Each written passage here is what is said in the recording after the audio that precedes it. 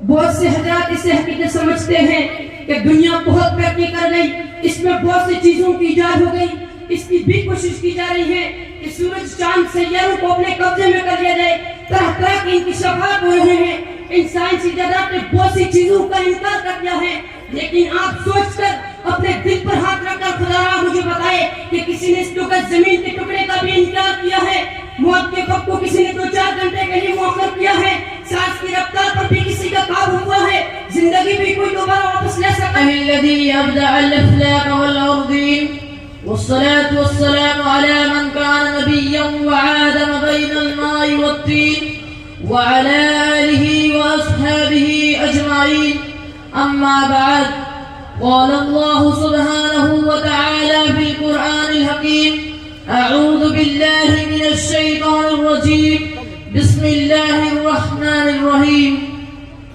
إنما يخشى الله من عباده العلماء صدق اللہ العظیم۔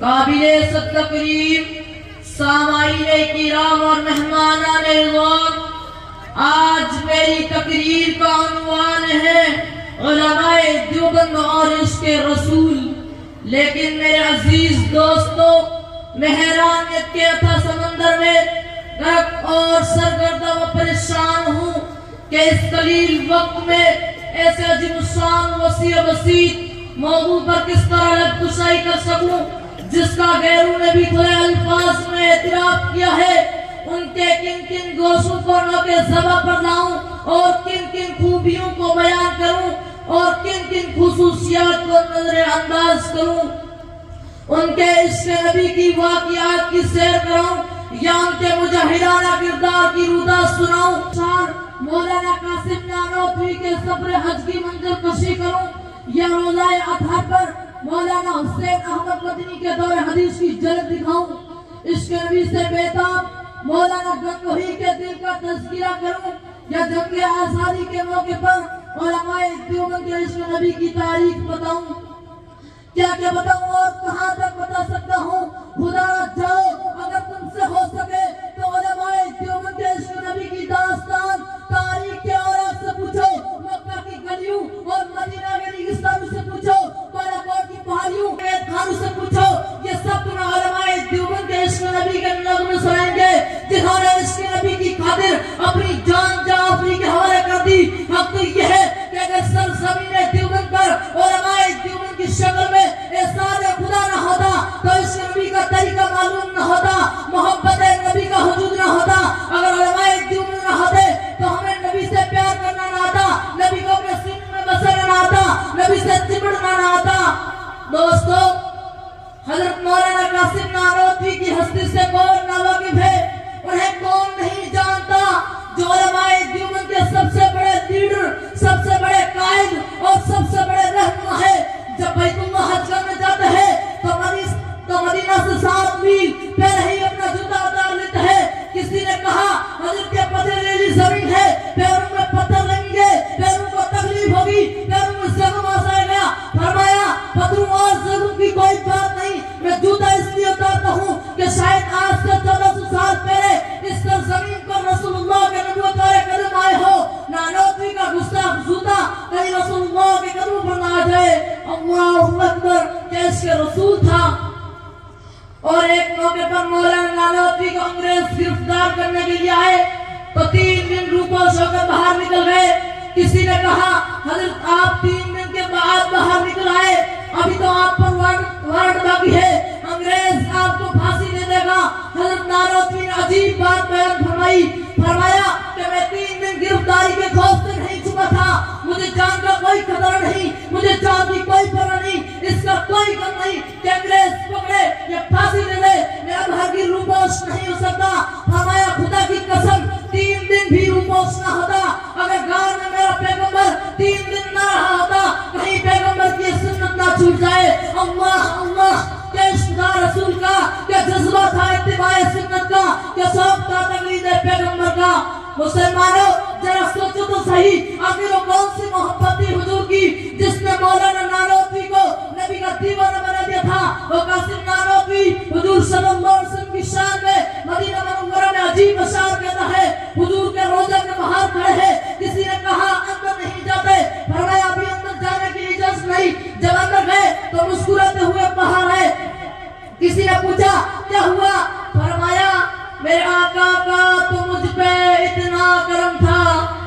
آقا کا تو مجھ پہ اتنا کرم تھا کہ بھر دیا دامن پھیلانے سے پہلے. یہ اتنا کرم کیوں، یہ کیا سلسلہ ہے؟ یہ اتنا کرم کیوں، یہ کیا سلسلہ ہے؟ نشہ رنگ لایا پلانے سے پہلے. اور حضرت نانوتوی نے روزہ کو خطاب کر کے کہا تھا، ہزاروں بار تجھ پر اے مدینہ میں فدا ہوتا، ہزاروں بار تجھ پر اے مدینہ میں فدا ہوتا، جو بس چلتا تو مر کر بھی نہ تجھ سے جدا ہوتا. دوستو، آج کی اسلام نہاد دنیا میں عشق رسول کا دعویٰ کرنے والے تم کو ہزاروں کی تعداد میں مل جائیں گے. محبت نبی کا دعویٰ کرنے والے ہزاروں مل جائیں گے. اتباع نبی کا دعویٰ کرنے والے ہزاروں مل جائیں گے. عاشق رسول ہونے کا دعویٰ کرنے والے ہزاروں مل جائیں گے. نبی کے نام پر مر مٹنے کا دعویٰ کرنے والے ہزاروں مل جائیں گے. مگر ہمیں پتا تو صحیح کہ ان کے دعووں میں کتنی صداقت ہے، ان کے دعووں میں کتنی سچائی ہے، ان کے دعووں میں کتنی حقانیت ہے، ان کے دعووں کے علم بردار کتنے عاشق رسول ہے. کیا ان کی زبان سے اتر کر ان کے دلوں میں بھی کوئی اثر ہے؟ کیا واقعی اپنے دعوے میں سچے ہے؟ نہیں، ہرگز نہیں. یہ اپنے دعوے میں کبھی سچے نہیں ہو سکتے. یہ مکار ہے، جھوٹے ہے، فریبکار ہے، عوام کو دھوکہ دینے اور ایمان کا سودا کرنے والے ہیں. اس لیے کہ اگر اس کا رسول نام ہے اس کا کہ جو چاہے قبول پر چادر چڑھا لے، جو چاہے قبول پر بتیاں سلگا لے، جو چاہے قبول پر رس لگا لے، جو چاہے قبول پر ناچ گانا قوالی کی محفل چلا لے، جو چاہے قبول پر جھوم جھام کر نبی کی تعریف کر لے، نبی کی تعریف کا چنشار کر لے. اس لیے کہ اگر اس کا رسول نام ہے تو ایسے عشق کو ہم تمہارے منہ پر مارتے ہیں، ایسے عشق کو ہم دور سے سلام کرتے ہیں، ایسا عشق تم کو ہی مبارک ہو. ہمیں عشق رسول چاہیے. حجت الاسلام حضرت مولانا قاسم نانوتوی کی طرح، قطب عالم حضرت مولانا رشید احمد گنگوئی کی طرح، شیخ الہند حضرت مولانا محمود حسن دیوبندی کی طرح، شیخ الاسلام حضرت مولانا سید حسین احمد مدنی کی طرح، بامیہ تبلیغی جماعت حضرت مولانا الیاس کاملوی کی طرح، حکیم الامت حضرت مولانا اشرف علی تھانوی کی طرح. اللہ تعالیٰ ان سب کی قبروں پر سیف الرحمت نازل کرے. جو نبی کے سچے دیوانے تھے، جو اس نبی سے بھرے ہوئے پیمانے تھے، جنہوں نے اس نبی کی خاطر اپنی جان، اپنا مال اور متاع عزیز سب کچھ قربان کر دیا تھا. اور اگر تمہیں ہماری ان باتوں پر یقین نہیں ہے تو پھر آج سے ایک صدی قبل ہندوستان کی تاریخ اٹھا کر دیکھو. دیوبند کی سرزمین پر ایک شخص ہے جس کو شیخ محمود الحسن کہا جاتا ہے، جنہوں نے انگریزوں کے خلاف ظلم و استبداد کو روکنے اور اسلام کے تحفظ کی خاطر ریشمی رومال کی تحریک چلائی تھی. جب ان کا 1921 میں شہر دہلی میں حکیم اجمل خان کی یہاں انتقال ہوا، جنازہ دہلی سے دیوبند لایا گیا، غسل کرانے کے لیے تختہ پر لیٹایا گیا اور کمر سے کپڑا ہٹایا گیا تو کمر پر ہڈیوں کے علاوہ کوئی چیز باقی نہیں تھی. یہ منظر دیکھ کر لوگوں کا دل دہل اٹھا، لوگ رو پڑے. اور مولانا حسین احمد مدنی جو حضرت شیخ الہند کے خاص شاگرد تھے، جنہوں نے اپنے استاد کے ساتھ کیرالہ کی بے پناہ مصیبتیں برداشت کی تھی، اس وقت دارالعلوم کلکتہ میں حدیث شریف کا درس دیا کرتے تھے. جب وہ دیوبند آئے تو لوگوں نے معاشرہ بیان کیا اور پوچھا کہ حضرت شیخ الہند کی کمر پر ہڈیوں کے علاوہ گوشت کا نام و نشان نہیں تھا، اس کی کیا وجہ ہے؟ مولانا مدنی رو پڑے اور فرمایا، ہمارے استاد حضرت شیخ الہند نے اس راز سے خاص کرنے سے منع کیا تھا. مالٹا کی زین میں انگریز میرے استاد حضرت شیخ الہند کو تہ خانہ میں لے جاتا تھا، کپڑے اتار کر گرم سلیبو سے حضرت شیخ الہند کی قبر کو داغتا اور کہتا تھا، محمود الحسن انگریز کے حق میں فتویٰ دے دے. حضرت شیخ الہند بہت ہو جاتے، جب بھی حوصلہ تھا فرماتے، انگریز میں بلال کا وارث ہوں، انگریز میں بلال کا وارث ہوں. میری چمڑی پگھل تو سکتی ہے، اسلام کی خاطر میری چمڑی اتر تو سکتی ہے، مگر میں تمہارے حق میں کبھی فتویٰ نہیں دے سکتا. ہاں، مسلک دیوبند سے تعلق رکھنے والا ہر شخص نبی کا سچا عاشق ہوا کرتا ہے، نبی کے نام پر اپنے آپ کو قربان کرتا ہے. علماء دیوبند چند کوڑیوں کے بدلے اپنے ایمان کو بیچا نہیں کرتے. ذرا تاریخ اٹھا کر دیکھو، ایک دو الیاس نہیں بلکہ شیخ الیاس میں ایسے مل جائیں گے جنہوں نے عشق نبی کی خاطر اپنی جان جاوہری کا حوالے کر دی. اٹھائے ورق کچھ لالا نے، کچھ نرگس نے، کچھ گل نے، اٹھائے ورق کچھ لالا نے، کچھ نرگس نے، کچھ گل نے، چمن میں ہر طرف بکھری ہوئی ہے داستاں میری. آمین. وآخر دعوانا الحمد لله رب العالمين. الحمد لله وكفى وسلام على عباده الذين اصطفى أما بعد. قال الله تعالى في كتابه العظيم وخطابه الكريم: فأعوذ بالله من الشيطان الرجيم بسم الله الرحمن الرحيم وذكر فإن الذكرى تنفع المؤمنين. صدق الله العظيم.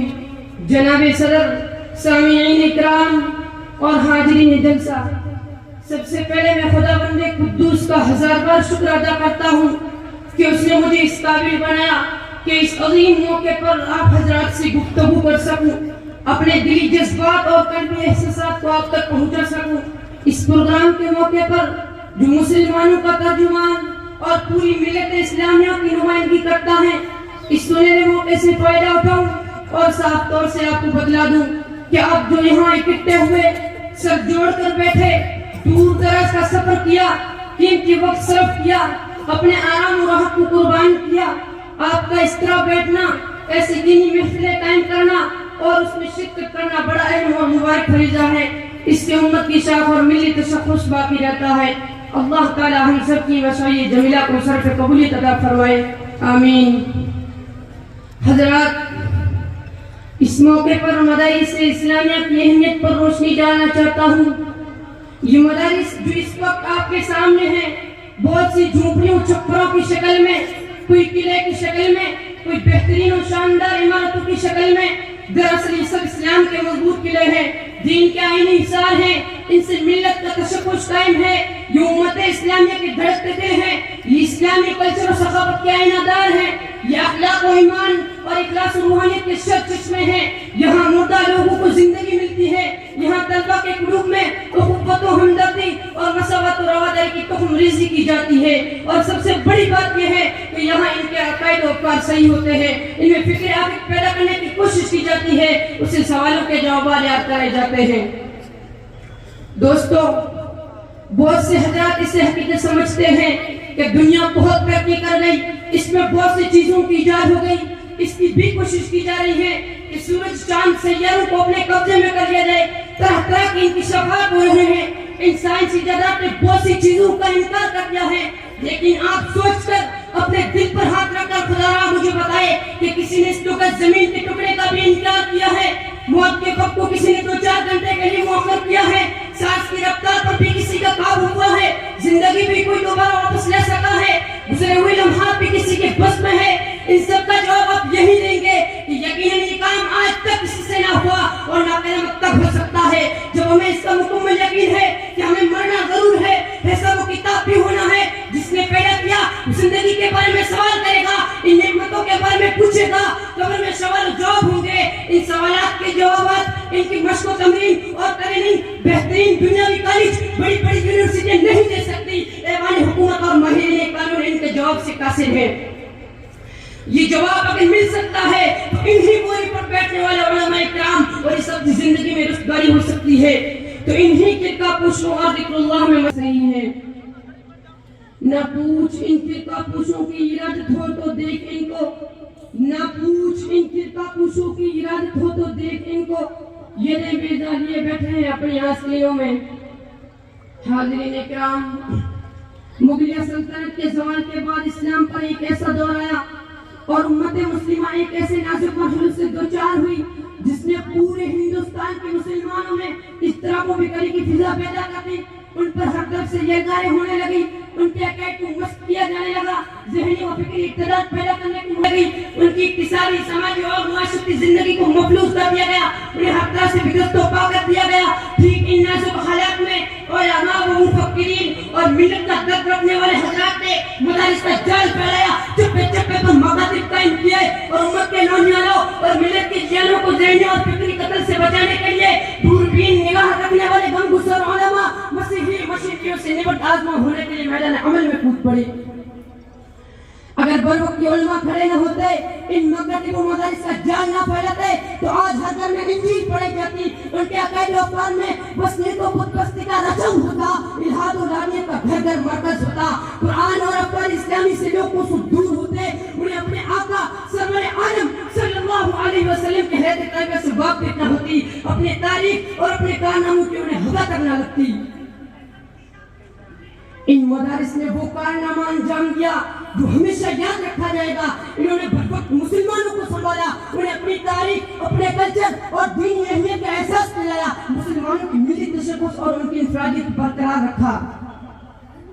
حضرات، اس وقت جو چپے چپے پر مکاتب و مدارس قائم ہے، یہ بہت بڑی نعمت ہے۔ یہ مدارس معاشرے میں ریڑھ کی ہڈی کی حیثیت رکھتے ہیں، یہ پوری سوسائٹی اور سماج کا مکھن ہے۔ یہ اللہ اور اس کے رسول صلی اللہ علیہ وسلم سے آشنا کرنے کا ذریعہ ہے، جو ہمارا مقصد تحقیقی مقصد ہے۔